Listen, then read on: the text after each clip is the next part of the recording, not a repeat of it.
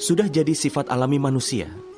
Kalau dia menginginkan semua menjadi miliknya, keluarga dan anak-anaknya untuk mendapatkan semua kebahagiaan. Karena itulah kita selalu menjauh dari kerja keras dan juga masalah. Kita berusaha meningkatkan kenyamanan dan fasilitas kita. Memikirkan soal hidupmu. Bukankah kita selalu memberikan anak-anak kita kenyamanan dan juga fasilitas dalam hidup mereka? Tapi pernahkah terpikir olehmu, bagaimana kenyamanan bisa menguntungkan bagi mereka? Mereka yang mendapatkan kenyamanan dan fasilitas, akan seperti apakah hidup mereka? Kerja keras membuat tubuh mereka menjadi lebih sehat. Dan pada saat otak kita berhadapan dengan tantangan yang berat, maka itu jadi sesuatu yang lebih sulit. Kita pernah mengalami itu, tapi kita lebih memilih untuk melupakannya saat hati dan jiwa kita mengalami kesulitan yang lebih kuat lagi. Itu artinya, kapanpun kita berusaha menjauhkan anak-anak kita dari kerja keras dan penderitaan, bukankah sebenarnya kita sedang menutup pintu kebahagiaan untuk mereka? Pikirkanlah hal itu.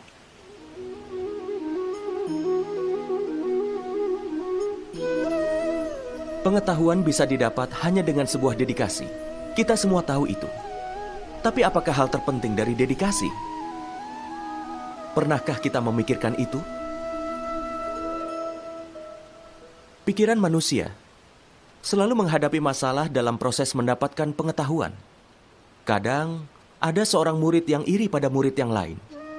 Kadang ada murid yang meragukan apa yang telah diajarkan. Dan kadang hukuman yang diberikan oleh gurunya membuat pikirannya menjadi sangat marah. Tidak? Bukankah itu yang terjadi? Beberapa pemikiran bisa mengacaukan pikiran kita. Dan dalam keadaan pikiran yang tidak stabil, kita tidak akan bisa mendapat pengetahuan apapun. Sebuah pikiran hanya bisa jadi stabil dengan sebuah dedikasi. Dedikasi menghancurkan arogansi dari para manusia. Itu bisa menghilangkan perasaan seperti iri hati, ambisi, dan bahkan bisa menenangkan hati dan membantu konsentrasi. Pada kenyataannya, tidak ada batasan untuk pengetahuan dalam penciptaan, termasuk juga pengetahuan.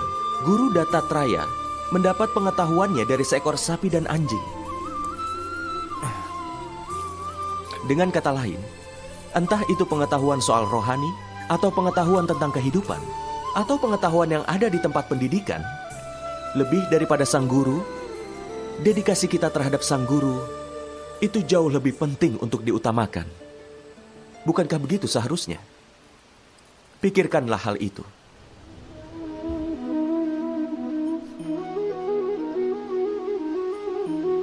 Semua murid yang mendapatkan pengetahuannya dari seorang guru tidak akan dapat jenis pengetahuan yang sama. Semua murid meskipun terlihat mendengarkan gurunya dan mereka terlihat begitu memujanya, tapi tidak akan mendapatkan jenis pengetahuan yang sama. Pernahkah terpikir olehmu kenapa hal itu terjadi? Yang sebenarnya adalah murid yang tidak mendapatkan pengetahuan akan mencoba menunjukkan dedikasinya. Tapi mereka tidak mengerti apa arti sebenarnya dari dedikasi. Dengan memberikan bunga di kaki seorang guru, atau bahkan dengan mengikuti perintah dari seorang guru, apa itu dedikasi? Bukan. Dedikasi itu tetap didapat meski seseorang memiliki keraguan terhadap gurunya. Seorang murid harus menyelesaikan kewajibannya bahkan sebelum gurunya memberikan perintah. Seorang murid dan seorang guru harus memiliki pemikiran yang sama. Sampai seorang murid tidak melihat bentuk dari Dewa Brahma, Wisnu, dan juga Mahesa, maka pengetahuannya belum bisa disebut dedikasi. Pada kenyataannya dedikasi bukanlah sebuah tugas. Dedikasi adalah perasaan hati kita dan sebuah keputusan. Dengan kata lain, bukankah pengabaian kita itu hanya terjadi karena pikiran kita bersalah? Pikirkanlah hal itu. Apakah arti superioritas? Superioritas artinya memiliki pengetahuan yang lebih dari yang lain. Dengan kata lain, ini mengenai berapa banyak pengetahuan yang telah kau miliki. Yang terpenting adalah berapa banyak pengetahuan yang telah kau dapatkan dibanding orang lain. Dengan kata lain, keinginan untuk jadi superior membuat pengetahuan jadi lebih dari sebuah persaingan.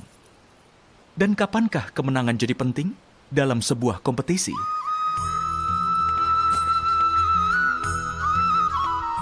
Memungkinkan untuk jadi superior untuk jangka waktu tertentu, tapi tidak ada yang bisa jadi terlalu hebat untuk selamanya. Pada saat itulah, ketidaknyamanan, beban, dan permasalahan akan lahir. Tapi, daripada jadi sosok yang superior, kalau ada yang mencoba jadi luar biasa, akan bagaimanakah rasanya? Untuk jadi sempurna berarti mendapatkan semua yang pantas untuk didapatkan. Itu bukan hal yang di luar keinginan untuk jadi yang terbaik, tapi hanya untuk menyenangkan diri sendiri saja. Dalam jalan kesempurnaan, tidak ada yang perlu bersaing dengan yang lain. Itu adalah persaingan dengan dirinya sendiri. Dengan kata lain, dia yang berusaha untuk jadi sempurna, cepat atau lambat, akan mendapatkan semua pengetahuan. Bahkan tanpa mencoba sekalipun, dia bisa jadi superior. Tapi, dia yang berusaha jadi superior, mungkin ataupun tidak, bisa saja berhasil. Tapi tidak akan pernah jadi sempurna.